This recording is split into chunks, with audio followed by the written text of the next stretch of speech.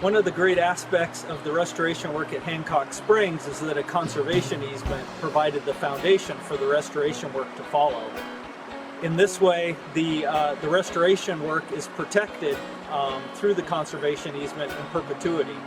So whereas normally you may have a 10 or 15-year landowner agreement, in this case, we and future generations know that the work that the restoration partners have completed will be there to benefit fish and wildlife in the future.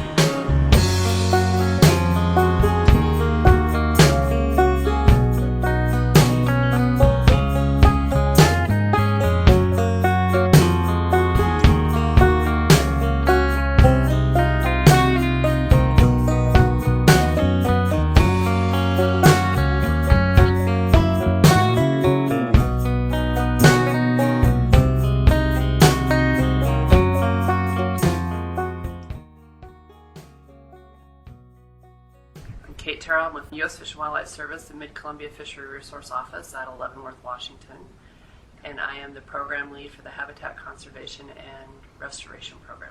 Through this group, we've established the Upper Columbia Salmon Recovery Plan, and it was sanctioned by the local commissioners and the local landowners and approved in 2007.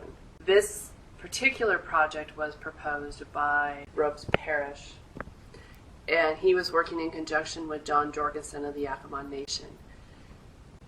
Working in collaboration, they came up with a plan to restore a significant portion of Hancock Creek.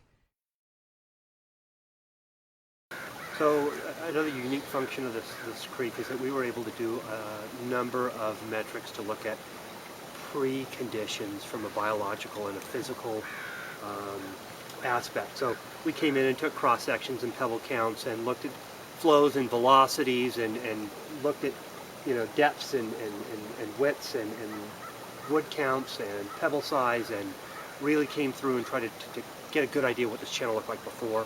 We also came in and did a complete fish survey, and so we've got a number of fish attributes that look at fish density in all these different habitat types, as well as your standard metrics of red counts. We're going to go further and look at some of the production aspects and growth and survival of fish within the treated areas, and then also looking at fish outside of the treated areas. What we've tried to do is essentially scale the channels so that when flows come up in the early summertime, the water comes right to the top of the banks, and it doesn't spill over onto the floodplain in this case, but it fills up the bank full channel. We actually used mats that are custom grown from on-site seed sources, and what that allowed us to do is to stop any of the sediment from the banks mobilizing back into the channel and really establishing a very stable bank right away. We're excited to work with the Hancock Springs landowners, not only to protect the values for fish and wildlife, but also for agriculture on the surrounding property. Agriculture is an important part of our local economy here in the Methow Valley, and this project presented an opportunity to show how agriculture and salmon recovery can coexist hand in hand and actually complement one another.